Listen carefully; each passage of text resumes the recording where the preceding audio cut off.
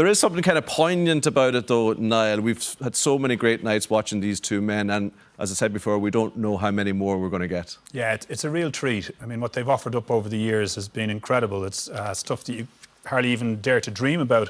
You know, players that you think can go and have great careers way back, and you think, how good can a player be? But these two have stood top of the pops for guts of 15 years.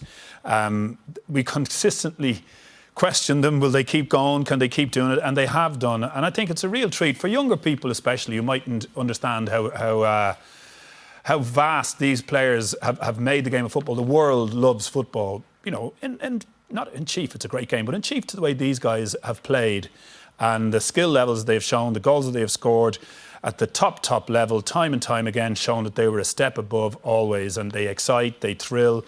Look, they infuriate at times. Well, Ronaldo at times, because he is rather fond of himself. But, you know, take nothing away from him, I think, at this point. We're talking about greatness here. The two of them are exceptional. I'm a Diego Maradona man still, right. Always will be. So they're battling for second and third. They're battling for second and third in my go, but they're just a great credit to the game. It's a thrill to watch them tonight.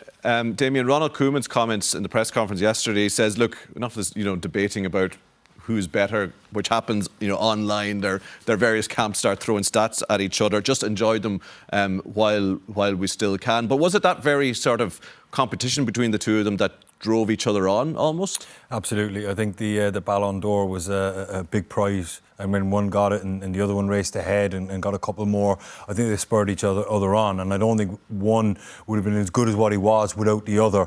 They've both put up the type of numbers that, I was young enough growing up to people like Dixie Dean and numbers that we thought we'd never... Mythical stuff, like... Yeah, things that you're like, oh, God, I wasn't football crazy back then. But these guys have surpassed that in an age when football has been so competitive, so global, so athletic now. The dedication required for the two of them to remain at the top is something that I think gets overlooked. We all know about Ronaldo's dedication to his body and to himself and making sure he's in the best condition he can be in. But Messi also too, and the mental aspect of it. For them to dedicate 24/7 for 15 years to their craft, to their trade, they're a credit to themselves, regardless of who you think is better. Yeah, and to live with the pressure of being who they are for all those years. I said we weren't going to necessarily compare, but let's do so anyway and look at the statistics of what has been, a decade and a half now of dominance of world football in terms of individual-wise anyway. Just looking at the Champions League, Ronaldo has a couple of years on Messi,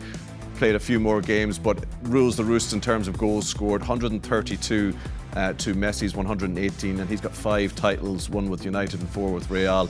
Messi with the 4 with Barcelona. Just to put into context what those goal tallies mean in the greater picture, they're ahead of some unbelievably talented and historic players in their own right, but look how far they're ahead, Niall.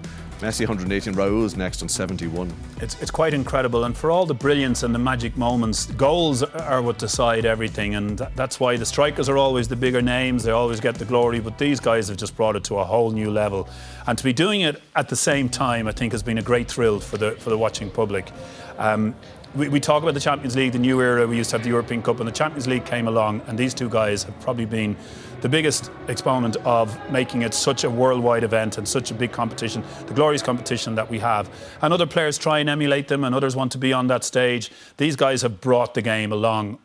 Between them, I would say that they're probably as responsible as any other factor I can think of for why the Champions League is the greatest show on earth. And it really is in club football.